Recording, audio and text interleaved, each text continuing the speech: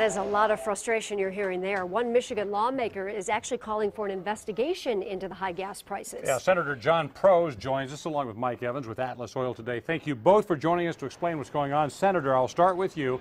Now, we're told the spike in gas stems from those problems at a BP refinery in Indiana, but you heard what people say in the rant van. That's a lame excuse. Is it? Well, I think the rant van is appropriate. They said the right sorts of things about why it is that we have these price spikes because of what we learned that the Whiting facility for BP went down in Indiana. That is 20% of the total load of gasoline in the state of Michigan, and yet we see the price spikes that we've seen 80 cents and more at the pump in just a 48-hour to 72-hour period of time. The Attorney General is going to ask questions and get answers to that. You do believe then with such a big jump like that we're talking about price gouging possibly? Well, I don't know if it's price gouging or what the situation is, but what I do know is that the Attorney General, with his consumer protection hat and his law enforcement hat, Bill Schuette's in the right position to try to take some action on this and to look into the reasons why it is that we, the motorists in Michigan, are going to bear that billion-dollar hit. All right, Senator, we'll get back to you on what we could possibly do about that. We're going to go to Mike Evans right now. We've talked to you a lot in the past about these fluctuations in gas prices. Why should, as the senator points out, a refiner in Indiana that provides 20% of the gas here in Michigan affect the prices so much? Well, it's a great question. It's a very volatile one as well. But, you know, the facts are really this. I mean, when something like this happens, BP then goes out into the open market and starts buying as much gas as they can because they've got to satisfy their needs that they're no longer going to be able to produce. And what that does is it drives up the price of the commodity from a supply and demand perspective.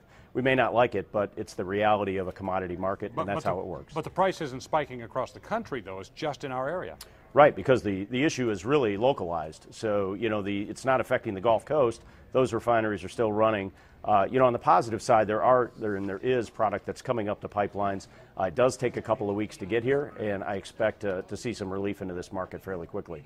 You do expect relief. You know, I've heard a lot of people very frustrated because they say that when something like this, we get news of some sort of a refinery problem, prices jump immediately. And I know you just explained why that is. Why do we not see the price falling as quickly ever it seems when there seems to be some sort of relief? Well, you know, one of the things is a lot of times you don't see it fall back off quite as quick on the wholesale side. This week is a great example. I mean, the retail gas stations saw about a 45-cent per gallon increase in their fuel costs. I mean, they really just passed along what they had.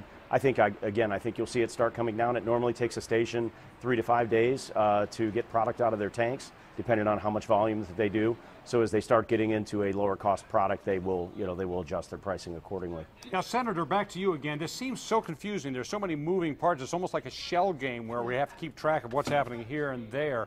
How do you keep track of it? How does the Attorney General keep track of it so we can find out if we are indeed getting gouged? And then if we are, what happens? Going to do is ask the question, why is it that we weren't prepared for any glitch in manufacturing?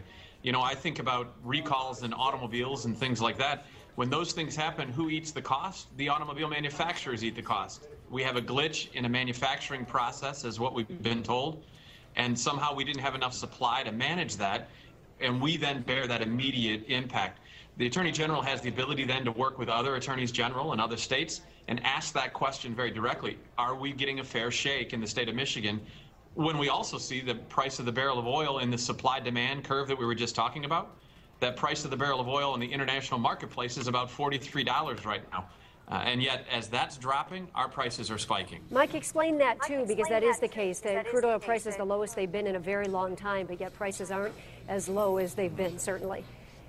Oh, there's no doubt about it. And certainly as a refiner, you know, we're not, but certainly the refining companies are seeing some pretty good margins as a result of that.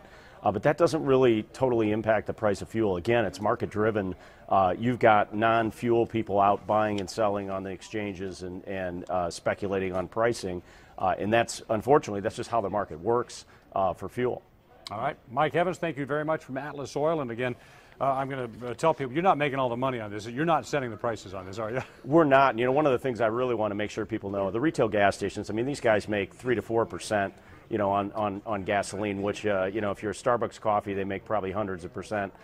So in in comparison, it's a very small margin business. Unfortunately, they get blamed a lot of time for this, but they're really just passing along their cost. All right. It's a complicated issue. It really is. Senator John Prose, both of you, thank you very much, and we'll keep tracking this, and hopefully we'll get back to that decline that we were all expecting this week instead of paying like twice as much. For sure. Thanks, guys, both of you. Thank you. Still